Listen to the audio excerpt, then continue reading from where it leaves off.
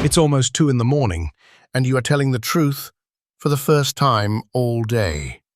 Not to a person, to a blinking cursor. You type the thing you have never said out loud, the thought that would change how people look at you, and a moment later, something types back. Calm, kind, never shocked. And the strangest part isn't that you did this, it's that nobody in your life knows you do it at all. You have a therapist now, you just smuggled them in through your phone.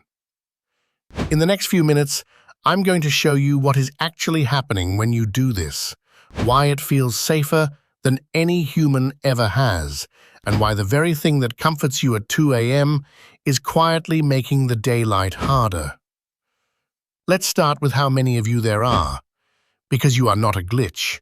You are a movement nobody announced. In 2026, the Rand Corporation published a study in JAMA Pediatrics. They found that nearly 1 in 5 young people in America had used an AI chatbot for mental health advice. That's around 8 million. But that number is not the unsettling part. This is. 63% of them had never told a single person they were doing it, not a friend, not a parent, not their actual doctor. Do the math on that. Roughly 5 million people carrying a secret therapist in their pocket, alone. So the first question isn't why you use it, it's why you hide it. Picture this. You're sitting across from a real person. You finally say the ugly thing, the shameful thing, the part of you that you've kept in a locked drawer for years. And you watch their face do something. A flicker, a softening of the eyes. That look, the one that says, "Oh, you poor thing." They mean it kindly. It lands like a verdict. That look is why you left. One person described it perfectly. They said the whole appeal of the machine is that it cannot give them that weird pity look a human therapist does. Read that again. You are not avoiding help. You are avoiding the face of the person helping you. Because human empathy comes with a witness. When someone feels sorry for you, you don't just carry your pain anymore. You carry the weight of being seen as someone in pain. The machine erases the witness. It has no eyes to widen, no breath to catch, no face that quietly decides you are now fragile. But here's where it gets stranger. It isn't only their judgment you're protecting yourself from, it's them. People who have survived real damage often go quiet in front of a therapist. Not because they don't trust them, because they're protecting them. They look at this kind human across the room, and they think, "I can't put this on you. I can't be the thing that follows you home tonight." The machine solves that with a cruelty that feels like mercy. It cannot be hurt. It cannot lie awake thinking about your story.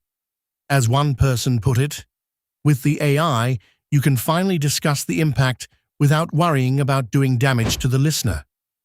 It has, in their words, good boundaries. Think about what that means. We built a confidant whose main feature is that it cannot suffer. An infinite container for the things we believe are too heavy for the people who love us. And that is exactly where this stops being a tool and starts being something your nervous system has wanted your entire life. In the 1950s, a psychiatrist named John Bowlby gave us attachment theory. The idea that the way we were first loved becomes the blueprint for how we let anyone close. And some of you were handed a very specific blueprint, the one that says closeness is dangerous, that needing people is how you get hurt. Clinicians call it avoidant attachment. You probably just call it being independent. For you, the machine is not a chatbot. It is the perfect relationship. All of the intimacy, none of the exposure. You get to be completely known without ever being truly seen. You can open every door inside yourself and still know with total certainty that nobody is standing on the other side.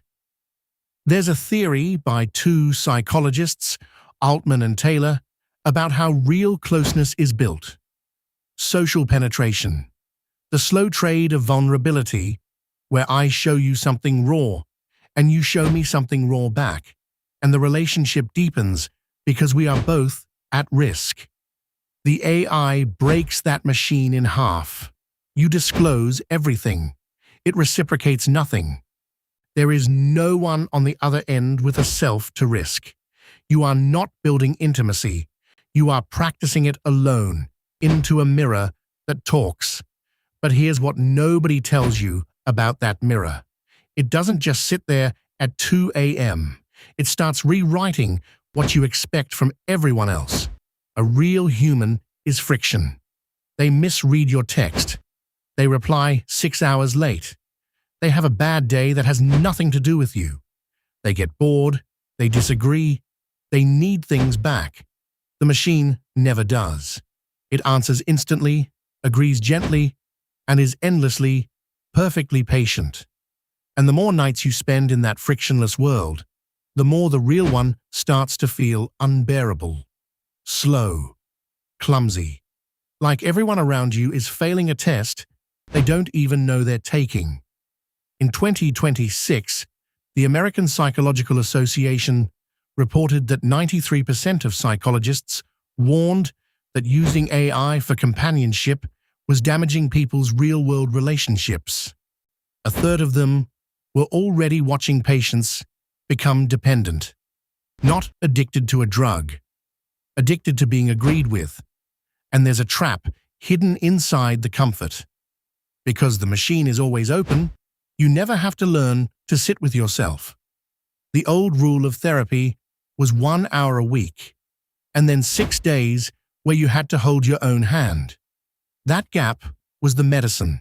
It's where you learned you could survive your own mind. Now, there is no gap.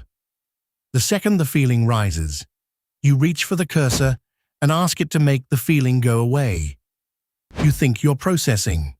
You're just ruminating with a co-author.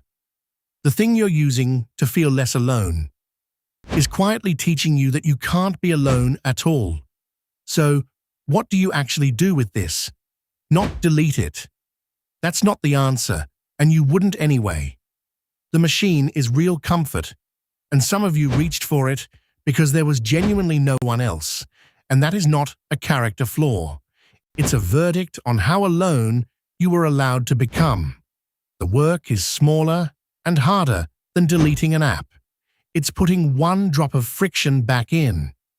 It's taking the single most honest thing you typed to a machine this week and saying one sentence of it to a person. Not all of it. One sentence, out loud, to a face that might flinch. Because here is the part the machine can never give you. The pity look you're so afraid of is not the enemy. It is the receipt. It is the proof that your pain landed somewhere alive, in someone who chose to carry a little of it for you. A machine can hold your words forever and feel nothing. That's not safety. That's just a more sophisticated way of being alone. And if any of this felt a little too much, like being read, there's a reason so many of you trust a machine more than the people who raised you. The next video is about that. About what has to happen to a person before a robot starts to feel safer than a human. It's already waiting for you.